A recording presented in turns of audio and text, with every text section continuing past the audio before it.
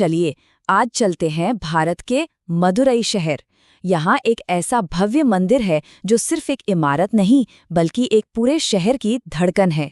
एक ऐसा शहर जो एक शक्तिशाली देवी के लिए बसाया गया। कहते हैं कि इस जगह में एक अजीब सा खिंचाव है। जैसा किसी ने कहा था, कुछ जगह ऐसी होती हैं जो आपको बार बार वापस आने के लिए बुलाती हैं, और हर बार यहाँ कुछ नया, कुछ जादुई सा महसूस होता है। जरा सोचिए, एक शहर जिसकी बनावट एक खिलते हुए कमल जैसी हो, और उस कमल के बिल्कुल बीच में उसकी आत्मा में बसता है एक योद्धा रानी का घर, मीनाक्षी मंदिर। तो सवाल उठता है, कौन थी ये योद्धा रानी?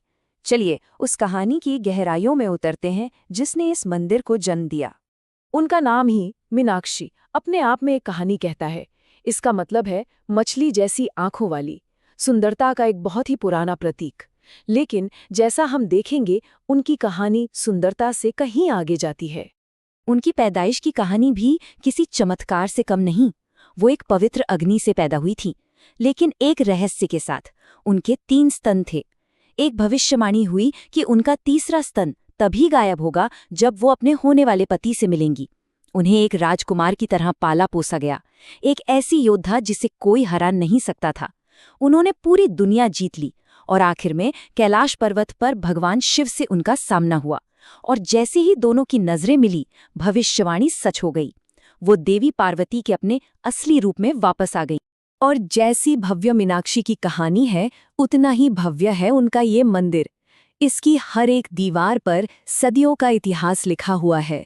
इस पूरे मंदिर परिसर में 14 विशाल दरवाजे हैं, जिन्हें गोपुरम कहते हैं।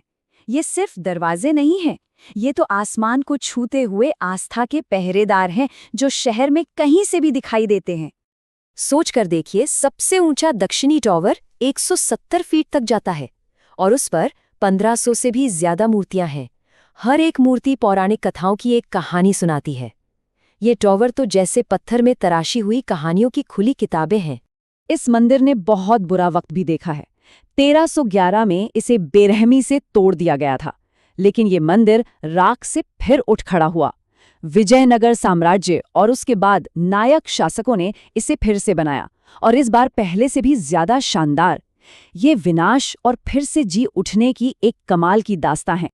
तो चलिए अब इन दीवारों के अंदर चलते हैं और यहाँ के वास्तुशिल्प के कुछ अजूबों को देखते हैं। ये मंदिर ना एक शहर के अंदर बसे एक और शहर जैसा है। यहाँ पवित्र तालाब हैं, खूबसूरत नक्काशी वाले हॉल हैं जिन्हें मंडप कहते हैं, और कई रहस्यमयी गलियारे भी हैं। आइए कुछ खास जगहों पर करीब से नजर डालते हैं। ये है सुनहरा कमल तालाब, और इसके बारे में एक बड़ी दिलचस्प कहानी है। कहते हैं कि ये सिर्फ एक तालाब नहीं था, बल्कि साहित्य की एक दिव्य परीक्षा की जगह थी। महान तमिल कवि अपनी लिखी हुई पांडुलिपियां यहाँ रखते थे, और सिर्फ सबसे बेहतरीन रचनाएं ही इस पवित्र पारी पर तैरती थीं, बाकी सब डूब जाती थी। आगे है किलेकुंडू मंडपम, यानी तोतों वाला गलियारा। एक बार को सोचिए कि ये गलियारा कभी उन तोतों की आवाज से गूंजता होगा जिन्हें देवी मीनाक्षी का नाम रटने की ट्रेनिंग दी गई थी। अब आते हैं मशहूर 1000 स्तंभों के हॉल पर। वैसे यहाँ एक छोटा सा राज है। इसमें असल में 1000 खंभे नहीं हैं, बल्कि 985 हैं। कह सकते हैं कि ये इतिहास में हिसाब को थोड़ा गोलमोल करने का एक बढ़िया उदाहरण है। लेकिन खंभों की गिनती से कहीं ज्यादा जरूरी है इन खंभों का जादू। यहाँ याली की मूर्तियां मिलेंगी। ये वो पौराणिक संरक्षक है जिनका शरीर शेर का और सिर हाथी का है। ये मंदिर को बुराई से बचाते हैं। कुछ खंभे तो ऐसे हैं जिन्हें थपथपाने पर संगीत की धुनें निकलती हैं। और यहीं पर नटराज की एक बहुत ही दुर्लभ मूर्ति भी है, जिसमें शिव अपना दाहिना पैर उठाए हुए हैं। एक ऐसी मुद्रा जो बहुत कम देखने को मिलती है। ये मंदिर सिर्फ पत्थर और नक्काशी का एक बेजान ढांचा नहीं है। ये एक जीती जागती, सांस लेती हुई जगह है जो हर दिन के रीति रिवाजों और त्योहारों से धड़कती है। यहाँ की असली शासक देवी मीनाक्षी हैं। उनका मंदिर केंद्र में है, और पूजा हमेशा सबसे पहले उन्हीं की होती है, उसके बाद उनके पति शिव की। ये दक्षिण भारत की उन गहरी परंपराओं को दिखाता है जहाँ स्त्री को समाज का केंद्र माना जाता है। हर रात ये मंदिर एक बहुत ही सुंदर रस्म का गवाह बनता है। ढोल, घंटियों और मंत्रों की गूंज के बीच भगवान शिव की एक मूर्ति को एक शानदार पालकी में मीनाक्षी के कमरे में ले जाया जाता है। ये उनके दिव्य मिलन का प्रतीक है। और फिर हर सुबह उन्हें उनके मंदिर में वापस लाया जाता है, जो एक नए दिन की शुरुआत का संकेत है।